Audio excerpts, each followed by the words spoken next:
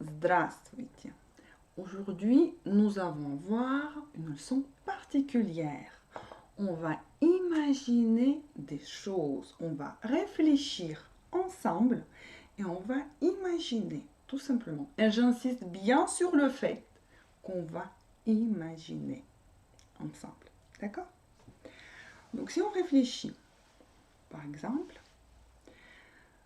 une personne, je me souviens plus qui, a dit que quand un homme ou une femme, une personne a l'information, cette personne va posséder le monde. Qu'est-ce que ça veut dire? Que la personne qui est plus informée va agir différemment. D'accord? Donc l'information, c'est une force. C'était toujours comme ça et ce sera toujours comme ça. L'information, c'est de la force.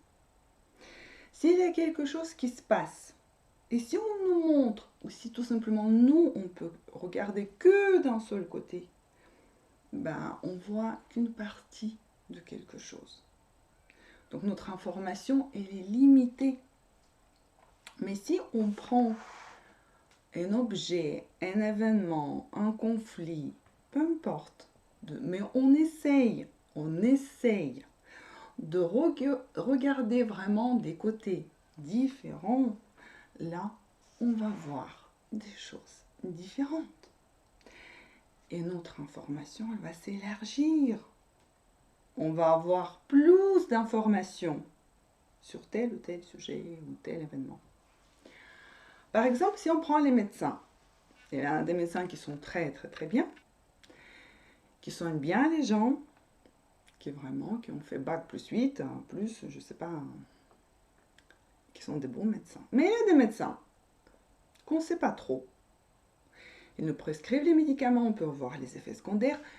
On ne peut pas, nous, sauf si on est médecin, de deviner. Peut-être il vaut mieux prendre un autre médicament qui formule est semblable, mais un tout petit peu différente. Et c'est ce médicament-là qui va nous aller mieux et pas l'autre, qui nous a été inscrit par le médecin.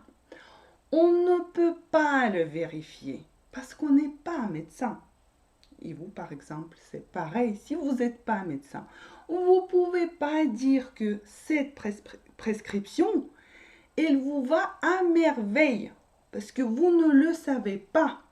Donc, les médecins possèdent de la force, de l'information que nous n'avons pas.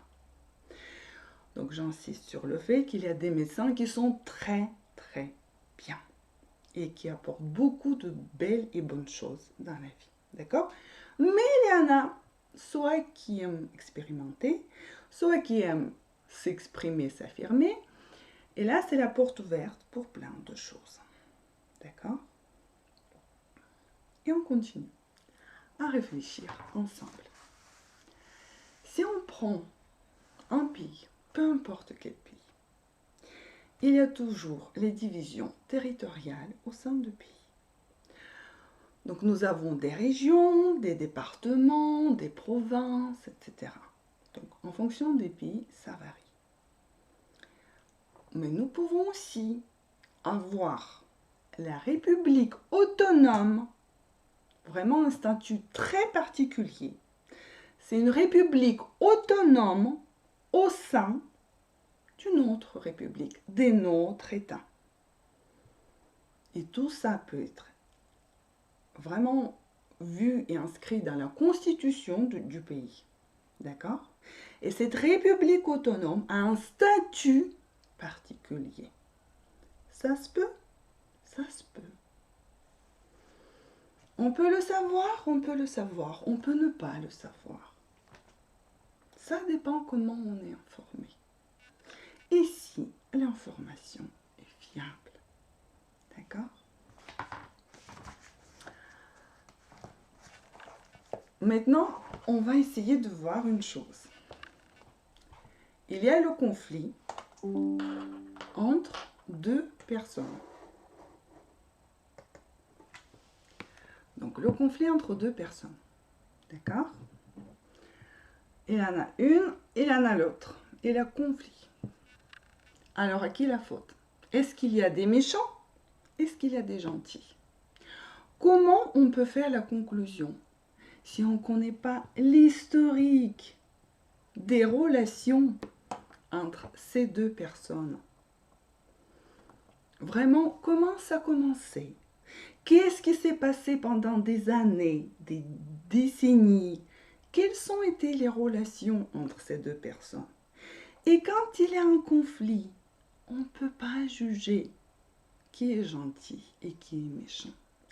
Parce qu'on ne sait pas qu'est-ce qui s'est passé avant.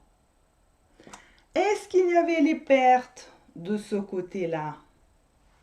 D'accord? D'abord, est-ce qu'il y avait les pertes de ce côté-là? On ne sait pas. Ou peut-être on le sait. On imagine des choses. Hein? Je vous dis qu'on imagine, on réfléchit ensemble. D'accord?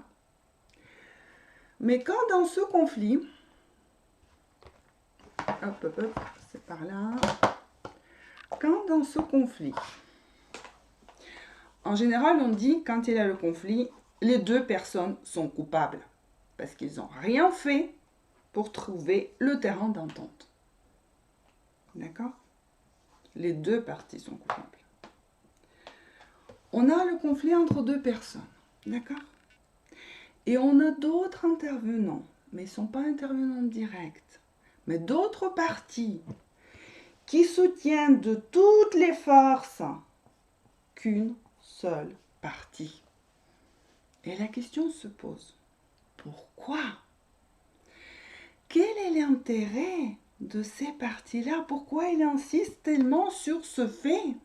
Pourquoi le méchant est tellement méchant dans les yeux de tout le monde? Comme on dit, une femme, un homme. On passe à d'autres choses. Donc, une femme, un homme. On va dire homme, femme. D'accord? Un homme, il dit à sa femme, et pourquoi pas trois? On va prendre un autre homme ou une autre femme. Pourquoi pas? Il propose à sa femme. Est-ce qu'il veut vraiment faire ça à trois? Peut-être, peut-être, mais peut-être pas. Et en psychologie, c'est très connu. S'il propose ça à son partenaire, peu importe un homme ou une femme, des partenaires, ou femme à femme, homme à homme, peu importe. Mais si on invite une troisième personne dans notre relation, ça veut dire que cette partie-là, normalement, elle n'a pas besoin de cet intermédiaire. Tout simplement ce qu'il veut ou elle veut, la partie, elle veut. Elle veut directement aller vers les autres.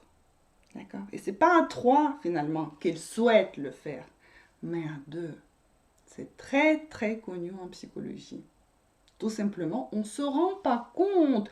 On se rend compte, mais on fait semblant, on essaye de contourner, présenter les choses différemment. D'accord? Et là, on revient en nos deux parties. Pourquoi on soutient tellement une seule partie et pas l'autre? Pourquoi on distingue bien les méchants et les gentils? Pourquoi il y a tellement de forces qui soutiennent ce conflit? On veut qu'il s'arrête, mais on soutient tellement qu'il ne s'arrête pas. Et il ne va pas s'arrêter si on soutient, on fait tout pour que ça dure, pour que le conflit entre ces deux parties, ça continue et ça continue, parce qu'il y a quand même un appui énorme. Est-ce que ces parties-là sont responsables de ce conflit? En partie, bien évidemment, de ces deux personnes. Est-ce qu'ils sont responsables de ce conflit? En partie, parce qu'ils font tout pour le soutenir. Je ne sais pas. Ou tout simplement, le conflit, c'est de cette partie-là avec cette partie-là, tout simplement. Et ça, je l'ai barré. Allez, je vais dessiner un peu plus clair. Et ça, notre partie là, d'accord? Donc le conflit de ça à ça, peut-être, peut-être cette partie-là, c'est juste intermédiaire. Mais dans ce cas-là, peut-être qu'il vaut mieux le laisser tranquille, cet intermédiaire, et voir le conflit au clair entre toute cette partie-là et cette partie-là. Et voir, mais qu'est-ce qui se passe? C'est intéressant. On n'a pas toute information. Est-ce que l'information est fiable? On n'en sait rien. Il faut chercher, il faut réfléchir. On peut toujours imaginer des choses. Ça peut être que notre imagination ou pas. On ne sait pas. Tout est relatif dans la vie. Le relativisme est présent toujours. Voilà. Et on continue. Après cette petite réflexion. Pourquoi on apprend la langue russe? On se souvient, le XIe siècle, Kiev, c'était la ville principale de la principauté russe. Ça s'appelait Kievskaya Ruсь. Russe, la Russie, Kievskaya de Kiev. Donc, au XIe siècle, c'était la Russie de Kiev. Kievskaya Ruсь. En tête de cet état, c'était Yaroslav Moudry, Yaroslav le sage. Et je ne sais pas combien d'enfants elle a eu, je ne me souviens plus. Mais je sais qu'il a eu la fille Anne, qui est devenue la reine des Francs. D'accord? Donc, il a épousé le Henri Ier, qui était le roi des Francs. Bien évidemment, c'était le mariage arrangé, pour plein de raisons. Mais c'est comme ça, la reine, on va dire, je vais être très prudente avec les mots, la reine de Kiev, c'est la princesse de Kiev, qui est devenue la reine des Francs. Et ils ont eu 3 garçons, et le premier garçon, c'est le roi Philippe Ier. Voilà. Donc, il s'agit de la dynastie des Capétiens. En russe, Capétien, c'est Kapétingi. Kapétingi. Mérovingi, mérovingien, Kapétingi. Capétien. Voilà. Donc, il a apporté bien évidemment sa culture en France, puisque c'est une partie de la France actuellement. Donc, il a instauré les salles de bain à l'extérieur. C'était bani. D'accord? On se lave à l'extérieur dans une petite maison. Il faut faire ça fréquemment. Et elle a invité et incité toute la cour d'époque à faire la même chose. Donc l'hygiène commençait à augmenter en France à l'époque, le XIe siècle. Pourquoi on apprend le russe? Donc on va accentuer, on va mettre le point, on va dire, sur vraiment des forces de cette civilisation, de ce pays. D'accord? À part la culture riche, etc. Donc, nous avons le tableau périodique des éléments chimiques de Менделеев. Периодическая таблица химических элементов Менделеева. Et encore une fois, периодическая таблица химических элементов Менделеева. Donc la science, la chimie, beaucoup de sciences, en partie physique et d'autres choses, on s'appuie sur ça. Ça vraiment, ça fait une révolution dans le monde de la science. C'est Mendeleev, c'est un scientifique russe. Ensuite, c'est Yuri Gagarin. Bon, ça, vous le savez. Le premier vol en espace, c'était aussi fait par un soviétique, mais qui est russe. On est bien d'accord.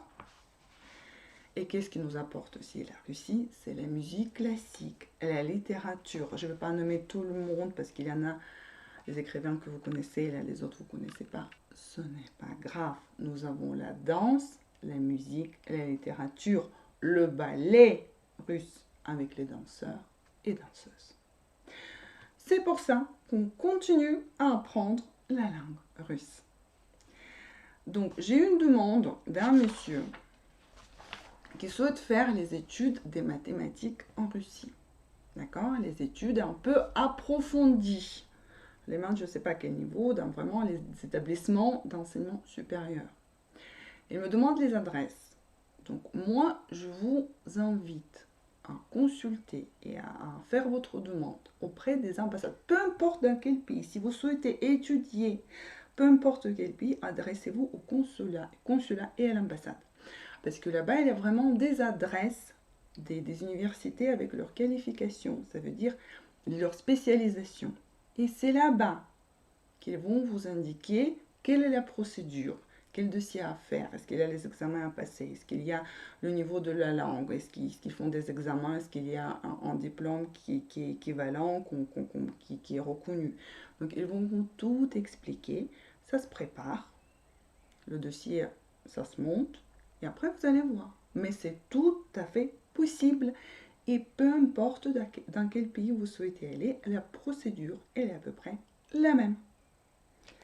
Voilà. Donc, mon Dieu, j'ai voulu faire court. Je vous dis до скорых встреч. Et j'espère fort de vous revoir la prochaine fois. Vous allez me revoir et moi, je vais vous imaginer.